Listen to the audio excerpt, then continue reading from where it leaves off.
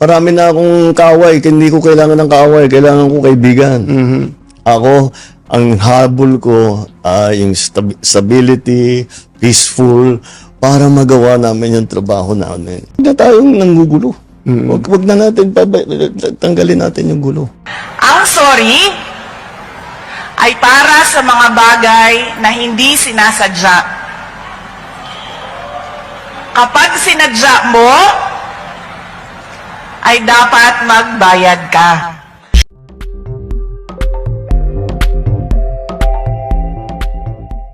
Ma'am, ngayong na-elect si Senator Bam Aquino at Senator Kiko Pangilinan, ano ang inaasahan natin sa 20th Congress? Bukod sa dalawa, may madadagdag pa kaya sa opposition, sa minority bloc sa 20th Congress? Kung may madadagdag sa kasalukuyang minority bloc, edi baka pwede na kaming mag-vie para sa minority bloc sa 20th Congress din.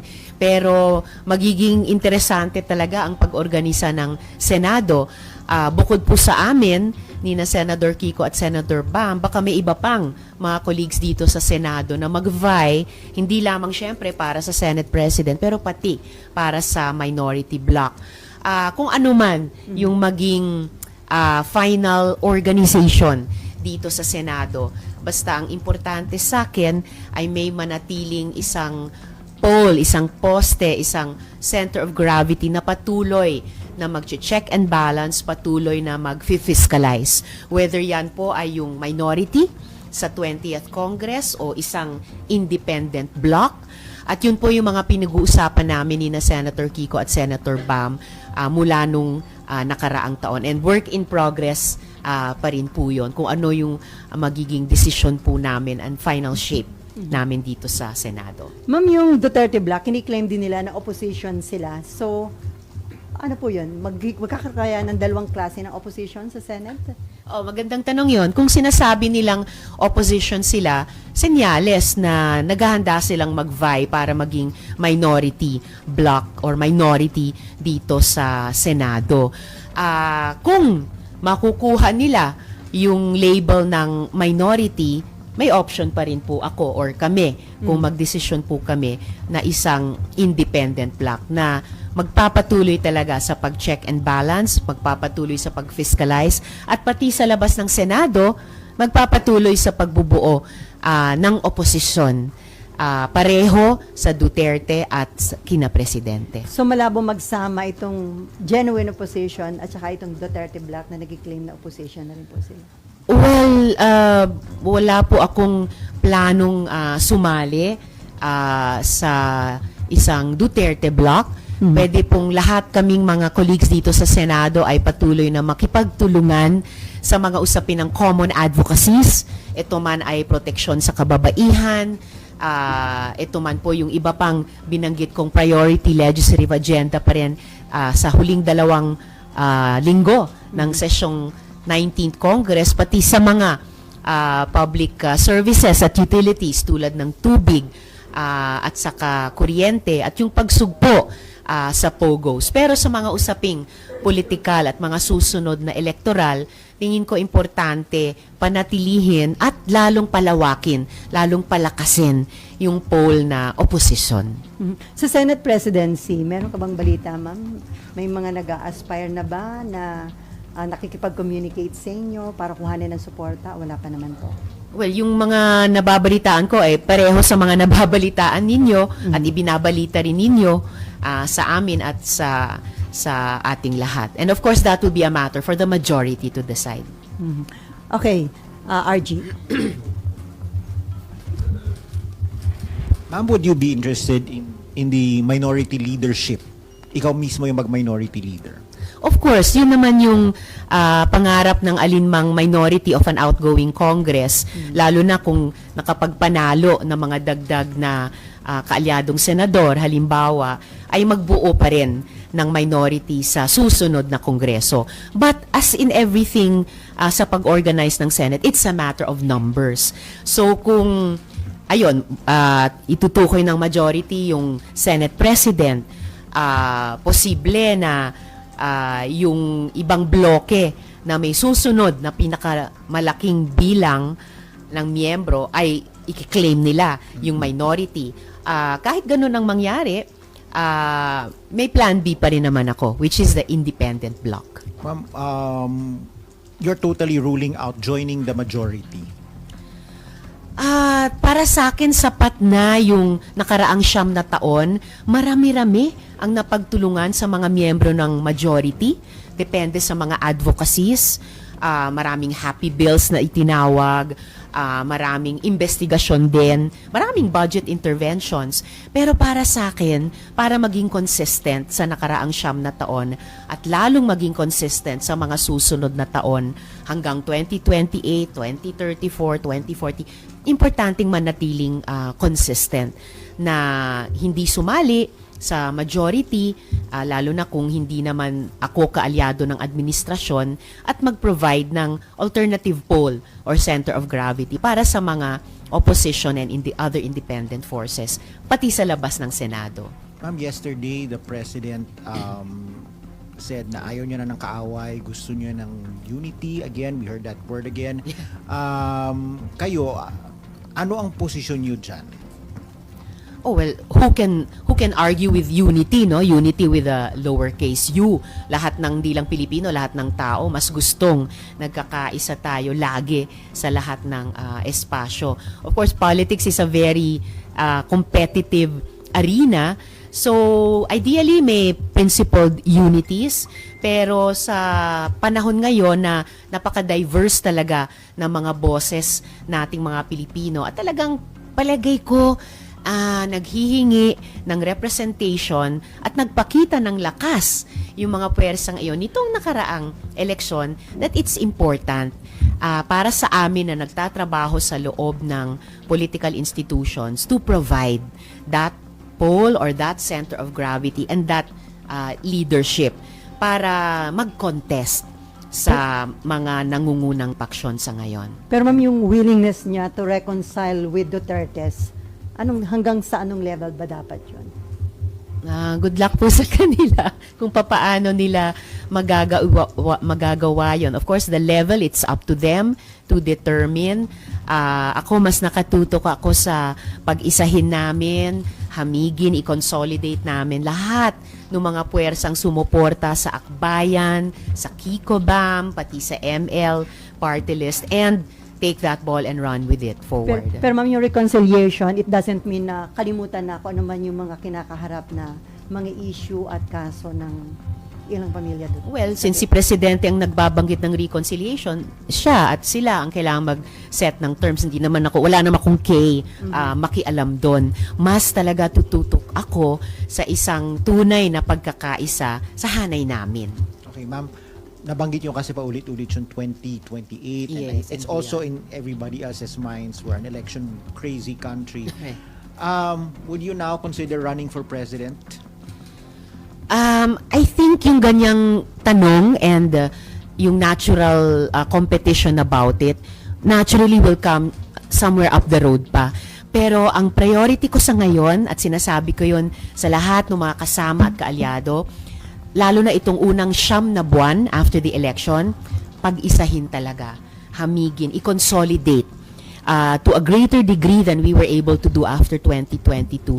Mag-consolidate kami, kahit yung process of selection ng strongest possible slate namin sa 2028 na lalaban at mananalo, we can decide that somewhere up the road. Tingin ko, ang pinaka-urgent sa mga importante sa ngayon is magkaisa these 9 months.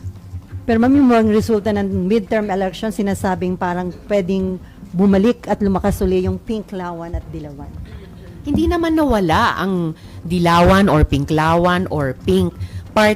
Alam ko parts sila nung naging mga tagumpay namin ngayon at nadagdagan pa namin. So, dynamic siya and growing. At yun yung nagbibigay sa akin ng pag-asa at fighting spirit para sa mga susunod na laban. So, nag-mature na ba yung mga botante natin, ma'am? Oh, I think every day na nabubuhay tayo bilang isang lipunan, nagmamature tayo by force of circumstance, by force of suffering, sa dami ng dinadanas ng mga Pilipino, sa dami ng leksyon na natututunan natin, sa ayaw natin at sa gusto. I think yun yung naghuhugis sa ating mga boto, sa ating mga opinyon, sa ating mga posisyon sa iba't ibang issue. So patuloy kong aasahan yun. And yun yung dapat naming respetuhin and work with sa mga susunod na taon ng pag-oorganisa, pag-eduka, pag-mobilize. Hindi lang tuwing election, but every year in between. Okay, Mayan and then Marlon. Ma'am, sorry, balikan ko yung sa minority issue. Kasi sabi nyo, parang hindi option sa inyong, gusto nyo consistent minority kayo. Pero sa pag-uusap po with Senator Bam and Senator Kiko, sila din po ba ay gusto nilang mag-minority o may chance na sila po yung gustong mag-majority? Wish ko na magsama kami sa minority o sa isang independent bloc. Pero alam nyo naman, kaming lahat ng mga senador dito, we have our own decision-making process. We have our own pananaw. At nagre-respetuhan kami dyan, kahit at lalo na sa loob ng tinatawag kong oposisyon. So, hindi ko pwedeng i-presume ang anumang bagay. I have to hear it straight from the horse's mouth. So, sa tanong na ito, you will have to ask them. Basta ang sa akin, ang optimal scenario ko ay magsama-sama kami either sa minority or sa independent bloc, sa loob at sa labas ng Senado. Ma'am, but since kayo yung nagtulungan ng eleksyon, Yes. meron bang paunang pag-uusap na, pag manalo kami, magkakasama tayo sa anumang bloke sa Senado? May ganun. Well, nung all the years of preparation and all the months of campaigning, syempre we really feel for each other as allies. Okay? So, pero walang hard and fast na usapan na singilan ngayon sa isa't isa. So, ito ang pagsara ng 19th Congress at sa pagbukas ng 20th Congress, kailangan at nagsimula na kaming mag-usap last week para mag-level off ano yung magiging disposisyon ng bawat isa and therefore ano yung magiging organizational shape ng anuman, minority man yan or independent bloc man yan. Ma'am, sabi nyo, in the next 9 months, hahamigin nyo yung forces ninyo. So, does that mean in the next 9 months ay palalakasin nyo na rin yung 2028 slate nyo? Yes. At makakaasa kami na, magde-decide kayo kung sinong frontrunner ninyo? Baka hindi pa yung slate per se, baka hindi pa frontrunner kasi syempre somewhere up the road pa yan. Pero palagay ko kung magtatagumpay kami in the next 9 months na pag-isahin yung lahat ng mga puwersa namin, then patuloy na tataas yung level of confidence sa isa't isa and pati yung yung level of confidence and comfort going into a selection process somewhere up the road pa, siguro many months pa or a few years from now. Pero at least mas magkakapalagayan ng loob. Last na from me, ma'am. What's with the next 9 months? Bakit kailangan nyo doon palakasin yung pwersa nyo? Do you feel most powerful since ang ganda nga ng resulta po ng election po nitong midterms, kaya kailangan i-combine nyo na yung forces nyo as early as possible? I do feel na mas nakapag-accumulate kami ng kahit konti pang mas maraming kapangyarihan sa ngayon as affirmed, as validated ng ating mga botante. So yung hindi namin na-maximize na pagkakataon ng 2022 na mag-consolidate, we have that rare second chance now. And bakit ba 9 months? Ewan ko, baka dahil panahon ng pagbubuntis. So, magbuntis kami ng ganito and sa pagkatapos ng 9 na buwan, manganak kami ng isang mas malakas pa, mas consolidated at mas may potential na opposition. So dun sa 9 months, ma'am, i-consider nyo ka naman yung mga lesson na natutunan nyo nung tumakbo si BP Lenny sa pagka-presidente. Marami ba kayong natutunan dun na lesson, yung mga anumang shortcomings o kapalpakan? Well, yung mga lessons namin nung 2022, medyo may pagka-anecdotal pa rin kasi hindi pa namin natapos yung evaluation process noon. At importanteng inputs yon. Pero mag-e-evaluation process kami dito sa performance namin sa 2025 midterm elections para mas ma-internalize namin, mas ma-institutionalize din sa institutional memory ng opposition sa Pilipinas at para ma-apply namin, matutunan namin at ma-apply namin sa mga susunod na electoral contests. Sino makakasama nyo dun sa gagawing assessment na yan?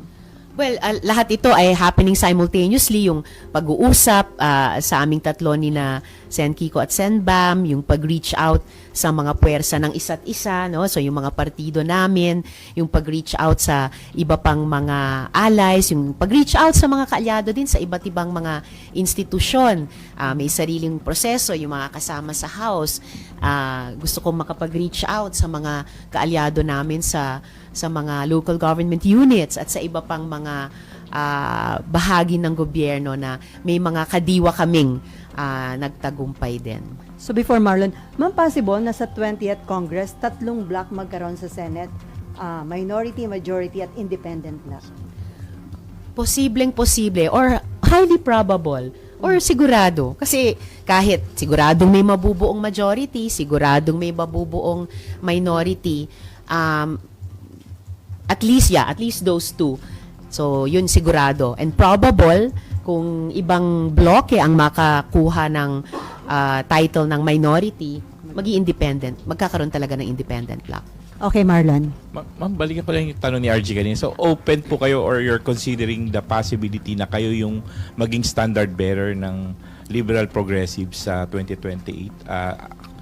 Alternative doon sa Duterte at kung sino man yung susuportahan ni Presidente Marcos? There will certainly be a progressive or reformist alternative. So may at least third slate, may at least third candidate. Hindi ko pa talaga alam kung sino-sino iyon. Kasi magiging bahagi yon ng selection process na I'm hoping madesenyo namin after the first 9 months ng pag-unify ng mga puwersa namin. But you're open to that possibility na kayo yon and you're not saying no? I'm not saying no. I'm open to all possibilities. At yun yung hinihingi ko din sa lahat na mga kasama sa opposition or independent bloc na maging bukas kami sa lahat ng possibilities at sa isa't isa, alang-alang sa opposition at alang-alang sa ating mga kababayan. Will you also be open to cooperating, coordinating with other political blocs na anti-Duterte, anti-Marcos? For example, yung mga NDs or yung iba pang independent na politiko?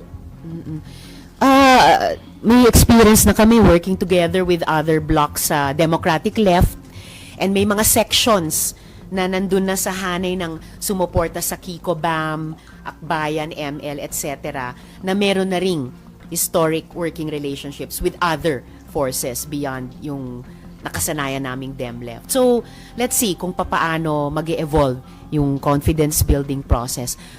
Basta dito sa first 9 months, unification muna dun sa mga magkatrabaho nitong kampanya at saka yung may historic working relationships na and yung that level of confidence and trust in each other. Pag nagawa namin yung homework na yon, yun yung solid core from which we can further expand or explore.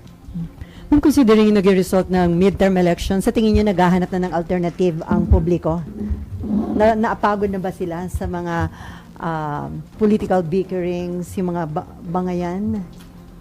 I would like May to ganun ba yung believe observation? na ganun, well, ganun yung isang hopeful understanding ko sa mga resultang ito, sa outcome na ito, na by human nature, napapagod ang mga tao sa away, at the same time, na-appreciate nila yung palaban, and at the same time, gusto nila na may mga positive proposals. So, hindi lang panay away, pero may principle na stand din sa mga away, at saka may solutions na gustong buuin kasama ng mga tao, kasama ng mga botante.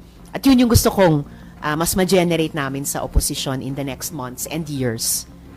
Okay, before si Baby Lynn, si Nim pa lang may patanong, ano daw yung mga committee chairmanship na inyong tatargetin sa 20th Congress? Well, kung may committee chair pa ang at least independent bloc or optimally minority, of course, gusto kong manatiling chair ng Women, Children, Family Relations and Gender Equality Committee. And I think sa mga susunod na taon din, lalong magiging importante yung mga komite na may kinalaman sa ating ekonomiya. Kasi dun talaga patuloy at lalong umaaray at projected na lalong aaray yung ating mga kababayan ang mga usaping pangkabuhayan. Hindi daw target ng grupo nyo yung Blue Ribbon at Agriculture Committee. Wow, wish ko lang. Kung abogado lang ako, wish ko lang makapag-vie para sa Blue Ribbon. Talagang ma-optimize, ma-maximize sana namin yun. Yung agri, syempre, walang ibang subject area expert dyan sa buong Senado kundi si Senator Kiko Pangilinan. Oo. Ngayon wala na Senator Cynthia, so pwede na. Oo. Okay, Baby Lynn. Good morning, Senator Risa. Good morning, Sally. I would just like to know how you would define minority.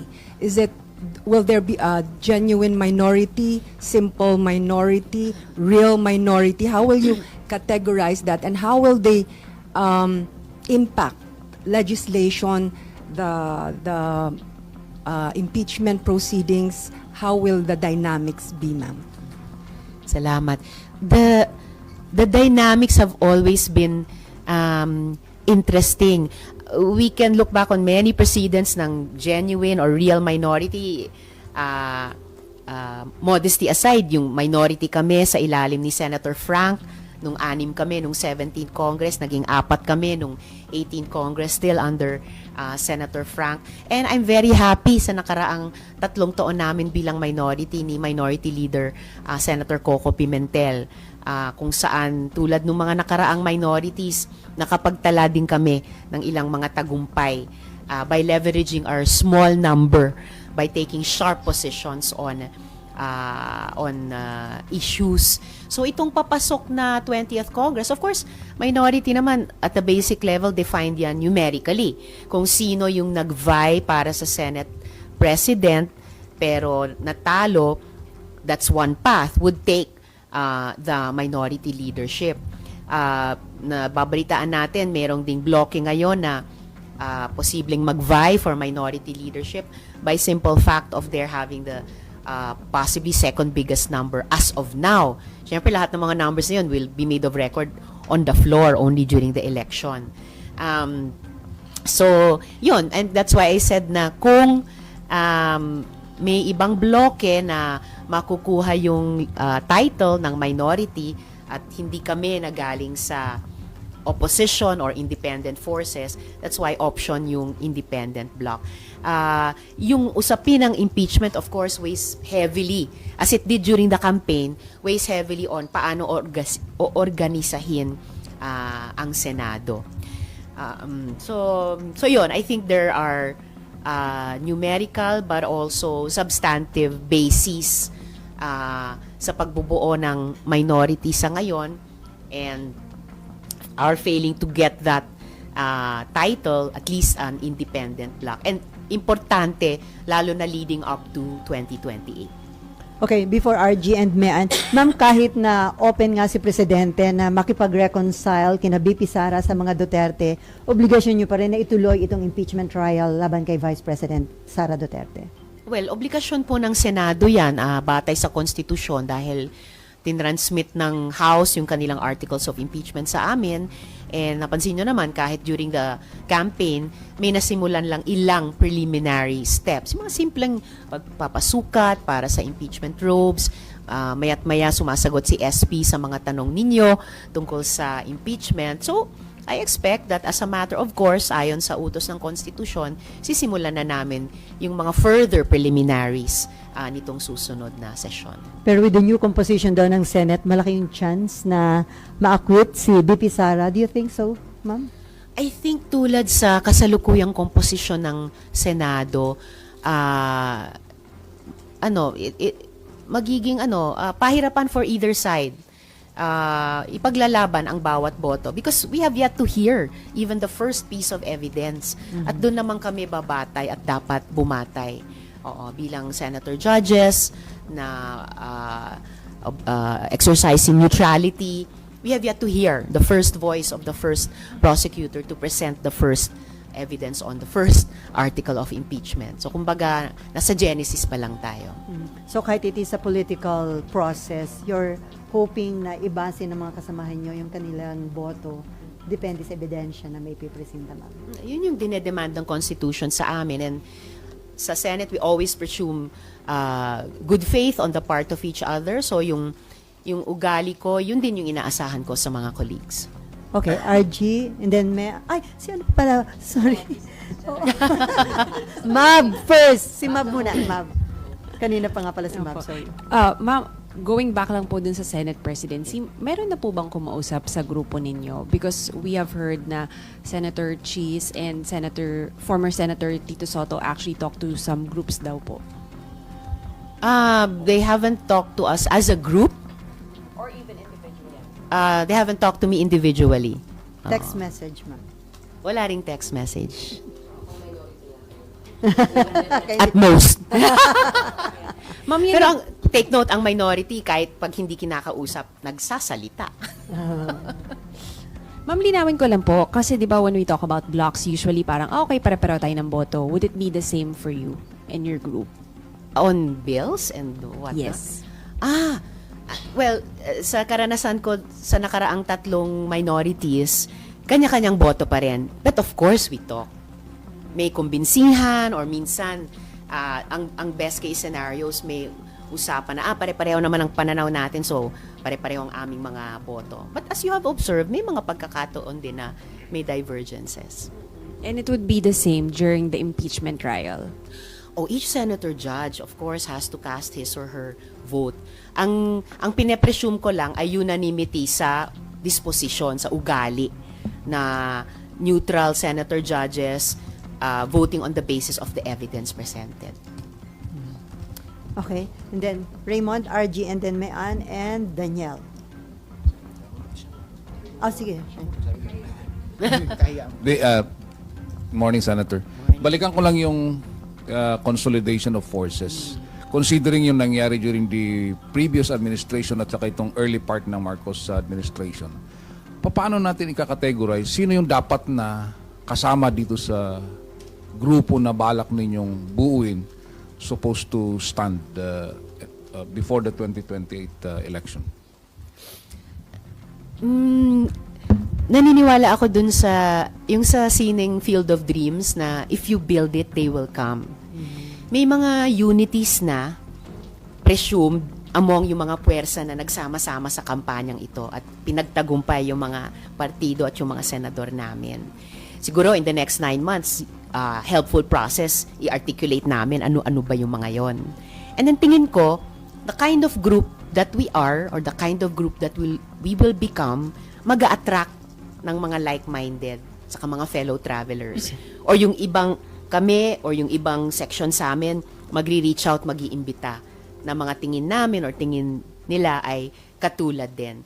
So, I think there's a kind of organic growth na mangyayari doon na pagsisimulan itong electoral results.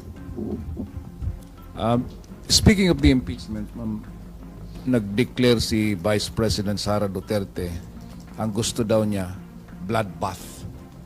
Anong naging dating sa inyo dito as one of the senator judges? Well, bilang senator judge, wala naman sa bokabularyo ko para sa impeachment yung ganyang salita.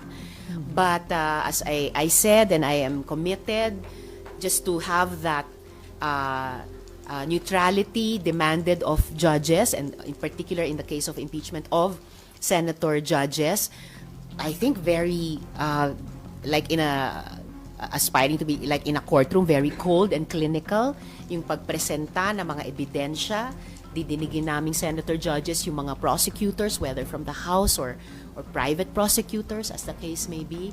So, yun, magkaibang konteksto siguro yung pinag-uusapan sa ganyang salita. And for me, the only vocabulary that matters sa impeachment ay yung sinabi na rin dati ni SP at sinasabi ko pa ulit-ulit, yung neutrality and yung pagiging senator judge and voting on the basis of the evidence. Inappropriate ba yun, ma'am? Yung ganung term, bloodbath. I'll just say na iba yung bokabularyo ko, and yung bokabularyo ko yung gagamitin ko para sa impeachment. Okay, RG, Mayan, and then Danielle. Ma'am, what is your message to those who would take for granted that you are a sure convict vote given your past history with the Vice President, given your position against the Dutertes, given the fact that many of your allies are pro-impeachment, and given the the possibility of having you or someone from your side of the political divide face off with her in the 2028 presidential election? So, ang message ko lang ay yung katulad nung sinasagot ko paulit-ulit, basta impeachment. Neutrality of a senator judge, judging on the basis of the evidence. Ganun lang. Na-distill na to its essence. And that's it. That's my message even to anyone, even to her. Mamaiba lang ako ng konti. Yeah. Anong prospects ng divorce bill in the 20th Congress? That's Yeah. my only question. Okay. O yun, pag hindi pa rin mabigyang daan yung continuation of second reading, interpellation, kasi pending na siya. Na-interpellate na twice ng mga colleagues ko ang dissolution of marriage bill. We will refile in the 20th. We will simply refile. That's my commitment. Okay, before Mayan, ma'am, dahil dun sa mga naging issue sa 2025 national budget, according to Malacanang, si Presidente plano na talagang personally i-monitor yung magiging process sa proposed 2026 budget and willing daw siyang umupo kahit sa BICAM. Your comment on that, ma'am? Kahit willing si Presidente, he cannot. He should not. Hindi pinapayagan niya ng konstitusyon. The power of the purse is wielded by Congress and Congress alone, not the executive, not any member of the executive, not even the chief executive. Sapat na yung executive ay magpadala ng national expenditure program sa House. From then on, it is in the legislature's hands and in our hands alone. Paglabas sa BICAM na 2 panel lang ang uupo, saka lang magkakapapel ulit ang Office of the President to either sign or line item veto. Kung as observer, not allowed din, ma'am? Walang papel ang presidente bilang observer sa BICAM, sa konstitusyon. Pag ipinilit yan, baka magkaroon pa sila ng problema. Encroachment yun sa inyong power of the person. Baka kasuhan sila or, di ba? I mean, di pa nga out of the woods dun sa mga inireklamo sa kasalukuyang budget namin 2025. Magdadagdag pa ba sila ng problema sa 2026 budget nila? It's their call. But I think it's wrong. So ano na lang yung dapat gawin para hindi na maulit yung mga nagiging controversy sa approval ng national budget, like dun sa nangyari sa 2025 budget? So, iniintay ko yung magiging desisyon ng Korte Suprema sa inihain ng kaso. May mga proposed reforms, budget reforms na magaganda na inihain, halimbawa ni Senator Ping Lacson. Maraming long-standing proposals sa budget reforms, yung mga budget reform advocates, na yun ang mas unahin dapat naming i-consider at isagawa kaysa papasukin si Presidente sa BICAM. Okay, Mayan. Ma'am, actually yung sa bloodbath din yung tanong ko. So, kayo po muna, how are you preparing or prepared na po ba kayo to be a senator judge for the upcoming impeachment? I am preparing with my Legis team. We will be consulting with some additional colleagues of theirs from the legal profession. Paano talaga mag-engage ng matalas at epektibo sa impeachment process. Yung sinasabi ni VP Sara na gusto niya or expecting siya ng bloodbath, are you also expecting na matindi yung bakbakan pagdating ng impeachment trial? Especially because no less than Attorney De Lima po ay isa sa mga prosecutors at isang lawyer. Well, I'm expecting matindi ang bakbakan sa ipepresent na mga ebidensya. And I'm actually very excited sa process. Unang pagkakataon itong magiging senator judge ako. I've observed trials in courts before. I've been a witness in an impeachment trial before, but first time kong magiging senator judge. So ganyang ka-importante at kabigat para sa akin ito at ganyang kaseryoso kong pinaghahandaan at paghahandaan. Sana lang ma'am, believer kayo ma'am na pwede talagang tumawid ng diretsyo sa kabilang kongreso kasi may mga senators that they believe na kung yung simpleng bill nga nire-refile, ano pa ba yung impeachment complaint kapag tumawid to another congress na kailangan din daw i-refile. Kayo po, believer kayo na pwede talaga siyang tumawid? Based on yung mga legal opinions na nabasa ko na, sumasang-ayon ako na pwedeng tumawid. Besides, ang impeachment process, hindi naman siya legislative process tulad ng pagdinig at pagpasa ng mga panukalang batas. Hindi siya katulad ng proposed budget na kailangan matapos sa loob ng isang fiscal year. Hindi siya simpleng resolution din na iniimbestiga. Sabi nila, sui generis yan. And kaya naniniwala ako sa mga legal opinions na nabasa ko na pwede siyang tumawid. And I fully expect na yun yung mga ma-uphold pag nag-resume kami ng session at bubuin namin yung rules para sa impeachment trial na ito. Sorry, isa pa pala. Sa Prime Water, kailan po mangyayari yung inyong Senate inquiry? Do you expect itong June or sa July na? And hindi ba medyo awkward na syempre si Senator Camille Villar po ay makakasama nyo dito? Mas awkward kung tulad ng ipinanawagan ng maraming nagrereklamo sa kanilang water service. Hindi lang sa Prime Water, pati sa dalawa pang pinakamalaki. Unfortunately, pinakamaraming reklamo dumating sa media at sa opisina ko on Prime. Mas awkward kung hindi kumilos ang Senate doon. So, pag-resume namin sa Hunyo, inaasahan kong ma-refer siya sa proper committee, and like every other resolution, ifo-follow up ko sa chair na ma-schedule nila ng pagdinig. Kahit isang hearing lang muna ngayong patapos na 19th Congress. So, Committee on Public Services, ma'am, headed by Senator Ravi Tulfo. Yes, hiniling ng resolution ko sa Committee on Public Services ito i-refer. So, ifo-follow up ko si Sen. Rafi kung pwedeng magkaroon ng kahit isang hearing muna.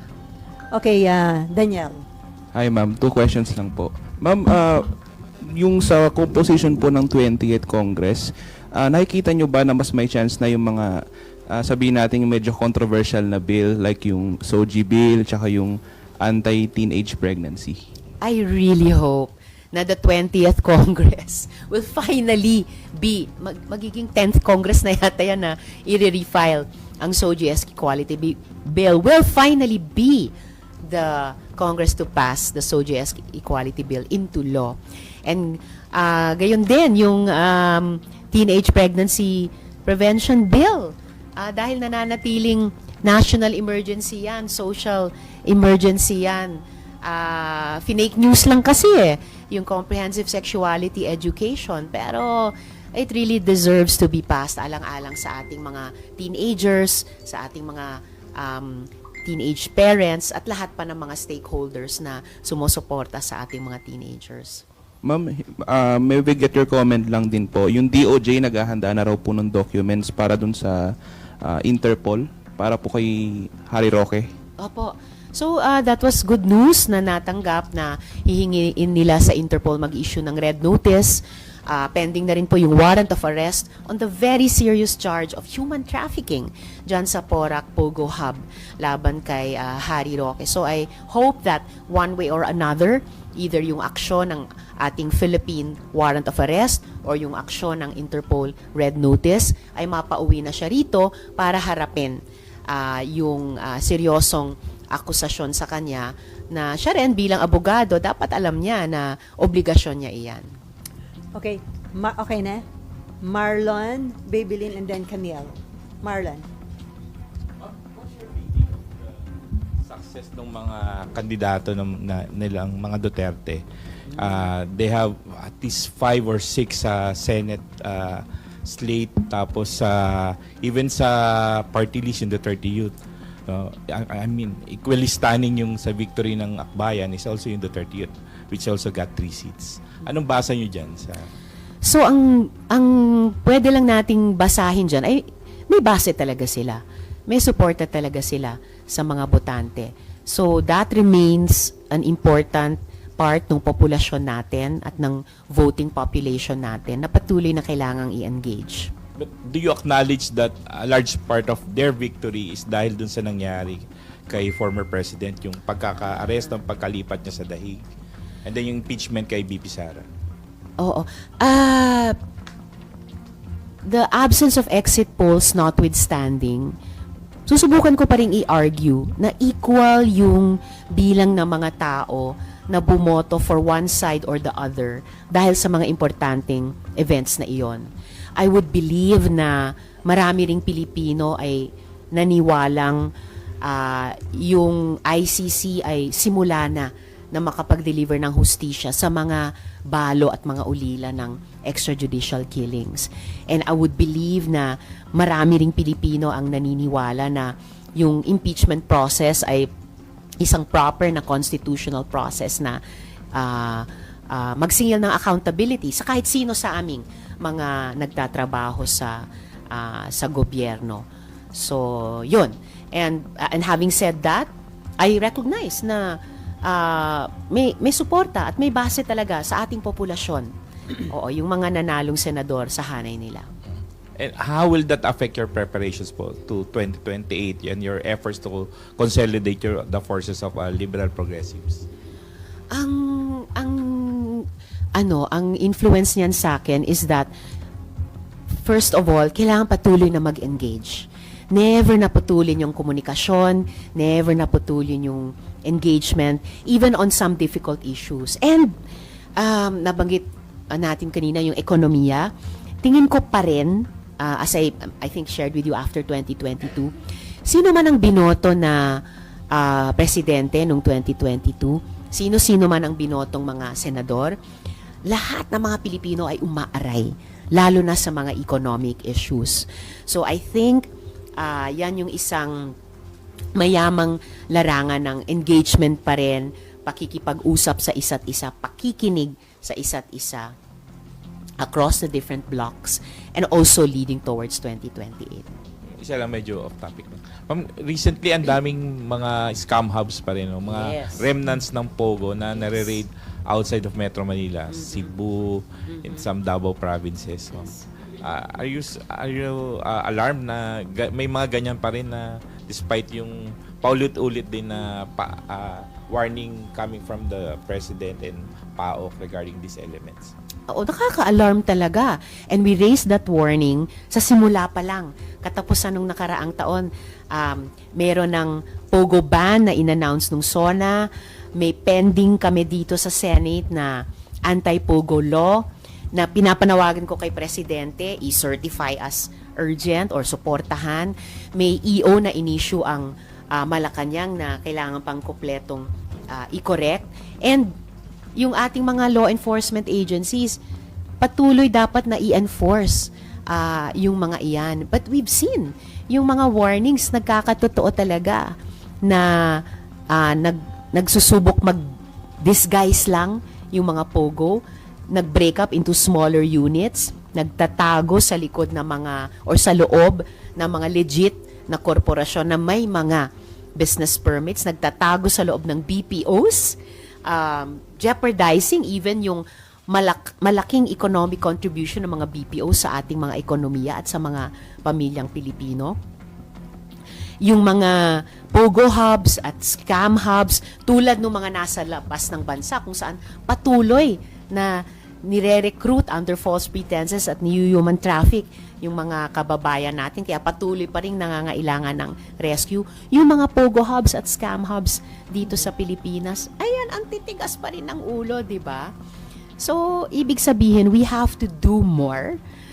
Yes, in terms of policy making, but we have to do even more in terms of law enforcement. At hindi napuputol yung links nun, probable or established, sa espionage, sa foreign malign operations. Dahil paulit-ulit na lumalabas, halimbawa yung pangalan ni Lee Duan Wang at yung mga associates niya, yung kanyang Nine Dynasty at yung mga sister companies niya, hanggang sa huli ng mga Pogo and scam hub raids, hanggang sa huli yung terribleng kaso ng kidnapping and killing kina Anson Ke at yung kawawang driver niya. So, patuloy na lumalabas yung interconnectedness ng lahat ng mga problema ito. Even yung presence ng China sa ating telecoms industry. At wag nating kalimutan sa ating energy sector na maya't maya umalabas pa rin yung mga pangalang ito ng mga individual at yung mga corporate entities nila. So, hindi pa tapos ang laban by any means. So yung approval, ma'am, ng proposed bill banning Pogo, kailangan yon before matapos ang 19th yun. Congress? ay nako, kung kaya pa naming magawa yun bago matapos ang 19th Congress, napakabuting gawain yon on our part. Isa yun sa na-mention ni Senate President Escudero na target nyo na ma-approve before na matapos ang 19th Congress. Very good. I support SP on that. Okay, may tagpatanong lang si Nympha. Sa legalities and realm of possibilities, pwede ba na ipadismiss na daw yung impeachment case against BP Sara o mandated kayo na mag-trial?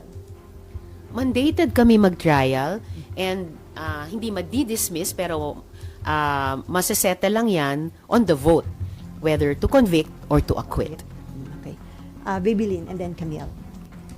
Senator, we are very happy that you are really preparing for this, considering this is your first time. May naganap po in the first impeachment na hindi inaasahan ng marami. Merong pinapabukas na bank statement. And I was just wondering if you're also preparing for an off-the-cuff scenario, an extreme scenario. Halimbawa, may bank statement na hindi mapabukas. May mangyaring extreme. It's a different scenario. Are you also preparing for that kind of setting? Thank you. Well, unforgettable nga, di ba, yung hindi pagpapabukas sa so-called second envelope sa unang impeachment process na iyan. But I'm preparing more for a regular impeachment process this time around, or I'm hoping for a regular impeachment process. I'm hoping for no extreme circumstances and therefore extreme reactions. I'm hoping na the Senate will be able to fulfill our constitutional duty in a regular manner. Oo, para ma-deliver naman sa taong bayan yung prosesong dinedemand ng konstitusyon. Good morning, Senator Camille po. Senator, we all know na yung isa sa mga malalaking personality sa Pogo na hinarang nyo po para magkaroon ng Filipino citizenship ay involved sa nakaraang sinasabing kidnapping. Now, I would like to know, ano pong batas ang gagawin natin ngayong 20th Congress para masiguro na hindi magagamit ang ating kasi marami pong halos nag-approve na mga legislator nag-push para magkaroon siya ng citizenship.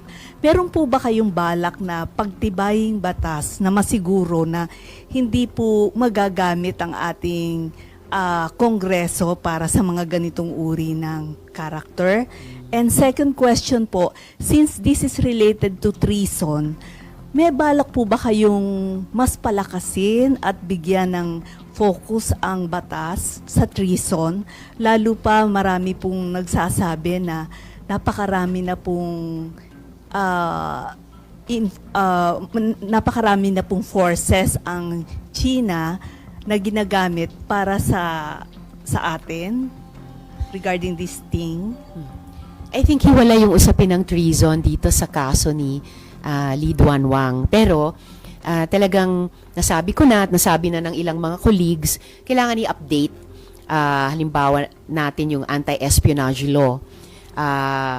Keeping in mind yung napaka-threatening sa atin sa ngayon nung mga at least dalawang national defense or national intelligence law ng China na mukhang ginagamit niya laban sa atin.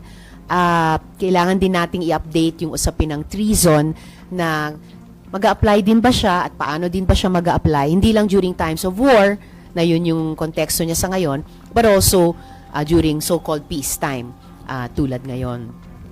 So, hiwalay po yun, pero importante din. And then dito sa usapin ni Lee Duan Wang, I don't think na kailangan naman namin maghain ng bagong panukalang batas para hindi maulit yung sitwasyong iyan. Patuloy lang dapat kami sa Kongreso mag-exercise ng due diligence at kapag sa aming pananaliksik may nakita kaming red flags or lalo na maraming red flags ay i-decelerate namin or tigilin yung proseso ng pagbibigay ng citizenship sa ganyang kaduda-dudang klaseng tao. Outside the Congress, mabuti may proseso pa ng veto na in this case, in-appreciate ko, in-exercise ng executive ni presidente. And actually sa lahat naman ng mga naunang citizenship bills, actually sumuporta ako kasi regular naman no? So sana, wag naman sana, pero kung magkaroon pa ng isang kaduda-dudang citizenship bill, ay hindi na kailanganin yung action ng executive. Mapigilan na namin dito pa lang sa Kongreso. Ma'am, considering yung mga challenges at mga developments globally, ano sa tingin nyo ang dapat maging priority ng Senate sa 20th Congress? Kaya sa minority, meron na rin ba kayo napag-usapan? Ano yung... Hindi pa namin napapasukan yan in depth, pero well, salamat sa tanong kasi nabanggit ko kanina, di ba, yung gusto naming pumihit sa temang It's the Economy, Stupid. Talagang nitong huli, nawindang yung buong mundo, pati bansa natin, pati rehiyon ng ASEAN, sa mga tariffs, bagamat sinuspinde at bahagyang inatras ng Estados Unidos. So I think that presents challenges not just to us nationally, itatanong ko pa nga sa executive sana noon, ano bang plano nyo dyan? Kasi nagsisimula na rin kaming magbuo ng mga legislative proposals kaugnay ng ating tariff system dito sa Pilipinas. But I think yung recent trauma na yan also presents challenges for ASEAN. So bukod sa nire-raise nating mga Pilipino sa ASEAN kaugnay halimbawa ng Myanmar o dati ng East Timor, di ba? At saka tungkol sa West Philippine Sea at South China Sea, meron din bang regional economic, specifically tariffs response na pwedeng pag-usapan ng mga ASEAN countries? Kahit magkakompetensya din naman tayo sa usapin ng ekonomiya at saka sa tariffs. Is there any area of cooperation possible, whether as a regional formation o dun sa sinasabing mga mini-laterals between two countries at a time within the ASEAN? And then last on my part, ma'am, kahit itong si former Presidential Legal Counsel Panelo, naniniwala na si Harry Roque is not a victim of political persecution. Kaya parang ang kanyang advice sa kanya, come home and face your charges. O yun na nga, come home na daw. Yun na lang din ang inyo. Ewan ko sa kanila. Pero once in a rare while, sumasang-ayon ako sa sinasabi ni Panelo. So, dapat umuwi na si Attorney Roque. Pero, umayon kay Panelo. Okay, no more? Ay, meron pa, habol pa? Okay, yeah. Ma'am, nasabi nyo kasi yung economic cooperation siguro. Do you think, and is it high time for you, for instance, to file a proposal or anything of that sort for an ASEAN single currency? Do you think it's high time? Di ko pa naisip yan. Ang interesting conversation do kasi in different parts of the world pinag-uusapan na dollar pa rin ba yung gold standard? Di ba yung BRICS nag-assert ng mga currencies din nila, lalo na yung yuan. May mga anecdotal may mga anecdotes, halimbawa na sa sections ng coffee industry sa Thailand, nire-require na mag-transact pati yung mga foreign buyers in baht. Mga ganon. So, interesting. I don't know what our Bangko Sentral thinks about that. Pinag-uusapan na ba ng mga central banks ng ASEAN yan? Paano i-reconcile or i-convert in a fluid way between currencies if ever. Siyempre yung symbolism din napaka-powerful, 'di ba? Na hindi na yung dollar yung standard all over the world and sumasabay sa medyo radical na pag-iiba din ng stance niya sa global affairs, 'di ba? So maybe it's to be expected na kasunod nitong mga global shifts ay itatanong din yung usapin ng currency. But siguro kung pag-usapan naman ng mga ASEAN governments yung single currency, pag-usapan na muna nila yung suporta sa peoples of Myanmar sa kanilang napakahirap na sitwasyon sa ngayon.